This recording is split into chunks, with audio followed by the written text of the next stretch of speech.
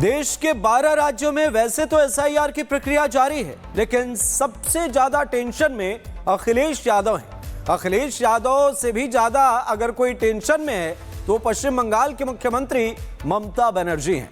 ममता तो पहले पैदल मार्च कर चुनाव आयोग और बीजेपी को लेकर कई धमकियां और चेतावनी जारी कर चुकी हैं, लेकिन देश भर में एसआईआर को लेकर जारी विवाद के बीच टीएमसी के 10 सांसदों का डेलीगेशन शुक्रवार को दिल्ली में चुनाव आयोग से मिलने पहुंचा। सांसदों और चुनाव आयुक्त के बीच करीब 2 घंटे तक मुलाकात चली है और इस बैठक में देश के अलग अलग राज्यों में हुए बीएलओ की मौत का मुद्दा उठाया गया। टीएमसी का दावा है कि यह मौत एसआईआर की वजह से हुई है। हालांकि चुनाव आयोग ने टीएमसी के दावों को खारिज कर दिया है। एक खास रिपोर्ट के जरिए इस पूरे मामले को समझाते हैं आपको।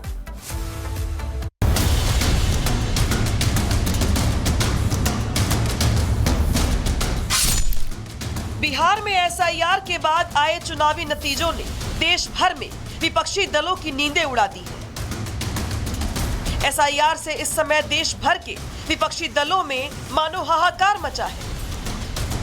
अगर कोई सबसे ज्यादा डरा है तो वो है ममता बनर्जी, क्योंकि बिहार के बाद पश्चिम बंगाल में सबसे पहला चुनाव होना है और इसीलिए ममता को डर सता रहा है कि उनके वोटर्स के नाम कहीं काट ना दिए जाएं। जबकि पश्चिम बंगाल में टीएमसी की ही सरकार है। अधिकारी और 86,000 बीएलओ भी उनके ही हैं। इसके बावजूद ममता समेत पूरी टीएमसी एसआईआर को लेकर तरह तरह के भ्रमजाल बुन रही है। पश्चिम बंगाल में एसआईआर से डरी ममता ने 10 जिलों के एसपी का तबादला कर दिया। पश्चिम बंगाल में टीएमसी इस समय बीएलओ के सुसाइड के मुद्दे को भी जोर शोर से उठा रही है। दिल्ली में चुनाव आयोग और टीएमसी के प्रतिनिधि मंडल के बीच 2 घंटे तक चली बैठक में ये मुद्दा छाया रहा। इस दौरान टीएमसी ने चुनाव आयोग को 40 मृत लोगों की सूची पेश की है। टीएमसी का दावा था कि ये मौतें सीधे एसआईआर प्रक्रिया से जुड़ी हैं। इन 40 मृतकों में से 17-18 नाम बीएलओस के थे, लेकिन इलेक्शन कमीशन ने इन्हें आरोप बताकर खारिज कर दिया, जिससे टीएमसी के नेताओं का सारा प्लान धरा का धरा रह गया। टीएमसी ने चुनाव आयोग के सामने 5 और सवाल उठाए हैं। टीएमसी का पहला सवाल ये कि एसआईआर किसके लिए? अगर ये घुसपैठियों के लिए है तो सिर्फ बंगाल में क्यों? दूसरा सवाल था कि अगर पुरानी सूची गलत तो सरकार गलत। तीसरा सवाल था कि बीएलओ पर आवश्यकता से अधिक दबाव क्यों डाला जा रहा है? टीएमसी का चौथा सवाल था कि एसआईआर में बंगला सहायकों को शामिल क्यों नहीं किया गया? इससे प्रक्रिया तेज हो सकती है। और आखिरी सवाल था कि बंगाल में बिहार मॉडल क्यों? क्या बंगाल में भी वोटर कार्ड होते हुए वोट न देने जैसे हालात लाने की कोशिश की जा रही है? टीएमसी का दावा है कि चुनाव आयोग ने उनके किसी भी मुद्दे का या सवालों का जवाब नहीं दिया। एसआईआर को लेकर पश्चिम बंगाल का हाल देखने लायक है। बंगाल पहला ऐसा राज्य है जहां दोनों ही तरफ से एसआईआर में गड़बड़ी के आरोप लगाए जा रहे हैं। टीएमसी, बीजेपी और चुनाव आयोग पर एसआईआर के बहाने अपने समर्थकों का वोट काटने और बीएलओ की सुसाइड के पीछे अतिरिक्त दबाव का आरोप लगा रही है, तो वही बीजेपी बंगाल सरकार पर बीएलओस को धमकाने का आरोप लगा रही है। देखिए, मैं पहले ही बोल चुका हूं कि पहले सवाल पूछिए कि जो लोग गए हैं उन्होंने एसआईआर का फॉर्म फिलअप किया है क्या? उनके परिवार ने किया है क्या? अगर किया है तो दोहरा स्टैंड आप क्यों ले रहे हैं? जैसे सुसाइड का न्यूज आया, कल मेरे पास एक न्यूज आया, एक दिव्यांग बीएलओ जिन्होंने 14 दिन में एसआईआर कंप्लीट कर दिया। ये पॉजिटिव न्यूज है, इसलिए ममता बनर्जी और उनकी टीम का हाल कभी नहीं बोलेगी। और मैं पहले ही बता चुका हूँ कि अगर 1 साल तक एसआईआर करना है, करिए। एसआईआर का प्रोसीड्योर चल रहे वो किसके लिए है? देश में जो घुसपैठिया बोल रहे उनके लिए, या ये करेक्शन, वोटर लिस्ट करेक्शन करने के लिए? घुसपैठिया अगर है तो त्रिपुरा क्यों नहीं, मिजोरम क्यों नहीं, अरुणाचल क्यों नहीं, नागालैंड क्यों नहीं, मणिपुर क्यों नहीं, सिर्फ वेस्ट बंगाल क्यों? पश्चिम बंगाल में टीएमसी और बीजेपी के बीच छिड़े सियासी घमासान के बीच एसआईआर की प्रक्रिया भी लगातार जारी है। 4 नवंबर से शुरू हुआ एसआईआर 4 दिसंबर तक चलेगा। ड्राफ्ट इलेक्टोरल रोल 9 दिसंबर को पब्लिश किए जाएंगे।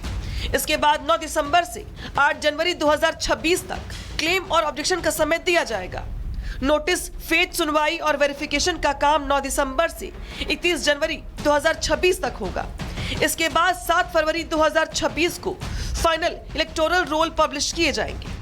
उधर विपक्षी दलों ने एसआईआर में सहयोग करने की बजाय सुप्रीम कोर्ट में याचिका दाखिल कर इलेक्शन कमीशन और एसआईआर की प्रक्रिया पर सवाल खड़े किए हैं। तो जब बिहार इतना बड़ा राज्य में एसआईआर की प्रक्रिया अच्छे तरीके से पूर्ण हुई और माननीय उच्चतम न्यायालय ने विस्तृत इस पर जो है चर्चा की, तो अब फिर किस तरह की बातें लोग उठाना चाहते हैं? मतदाता सूची का शुद्धिकरण क्या है? अगर कोई मृत हो जाए तो क्या जो आदमी का मृत्यु हो गया, क्या उसका नाम नहीं हटना चाहिए? क्या जिस मतदाता का 2 जगह नाम है मतदाता सूची में, तो क्या 2 जगह नाम रहना चाहिए? एक जगह से तो हटना ही चाहिए। पश्चिम बंगाल में छिड़े सियासी उठापटक के बीच चुनावी रोल की मैपिंग को लेकर एक चौंकाने वाला खुलासा भी हुआ है। बंगाल के चुनाव अधिकारी मनोज अग्रवाल ने बताया कि अब तक 4.3% पंजीकृत मतदाता ऐसे हैं जिनका डेटा 2002 के एसआईआर या किसी दूसरे राज्यों के चुनावी रोल से मेल नहीं खा रहा है। ये आंकड़ा चुनाव आयोग के 28 अक्टूबर के उस आकलन में काफी कम है जिसमें कहा गया था कि बंगाल के 7.6 करोड़ मतदाताओं में से 49% का डेटा 2002 के एसआईआर के रोल से लिंक नहीं हो पा रहा। मनोज अग्रवाल ने बताया कि बुधवार तक 6 करोड़ से ज्यादा एन्यूमरेशन फॉर्म डिजिटाइज किए जा चुके हैं। इनमें से करीब 26 लाख मतदाताओं का डेटा मैच नहीं हो पा रहा है। यानी पिछले 23 सालों में 19,000 पोलिंग बूथ बढ़ गए हैं। इसी वजह से शुरुआती दौर में मैपिंग का प्रतिशत कम था। पश्चिम बंगाल में एसआईआर को लेकर सियासी जंग छिड़ी है। टीएमसी ऐसा माहौल बनाने का प्रयास कर रही है कि एसआईआर में अपने विरोधियों का वोट काटकर बीजेपी चुनाव जीतने की फिराक में है, लेकिन अभी तक सिर्फ 4.3% मतदाता ऐसे हैं जिनका डेटा मैच नहीं हो रहा है। ये वोटर या तो मृत हैं या फिर किसी दूसरे राज्यों में शिफ्ट हो गए हैं। हालांकि ईसी की तरफ से अभी भी इनकी खोज जारी है। ऐसे में टीएमसी का वोट काटने वाला दांव तो सीधे फर्जी निकल रहा है। अब सवाल ये है कि क्या टीएमसी जानबूझकर देश की जनता को गुमराह कर रही है? क्या टीएमसी अभी से अपनी हार का बहाना बना रही है? और सबसे बड़ा सवाल तो ये कि क्या विपक्षी दल चुनाव आयोग को बदनाम करने की साजिश रच रहे हैं? Bureau report, Republic Bharat. SIR को लेकर जारी सियासी घमासान थमने का नाम नहीं ले रहा है। ममता बनर्जी के बाद अगर कोई डरा है तो वो है अखिलेश यादव।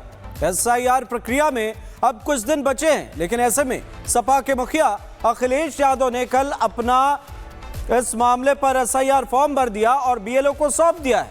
अब सवाल यह है कि जब पूरी प्रक्रिया और एसआईआर प्रक्रिया के आखिरी पड़ाव की तस्वीर नजर आ रही है तो सपा के नेता यहां पर कितना काम कर पाएंगे, क्योंकि 44 नेता हैं और 75 जिलों की कमान सौंपी गई है।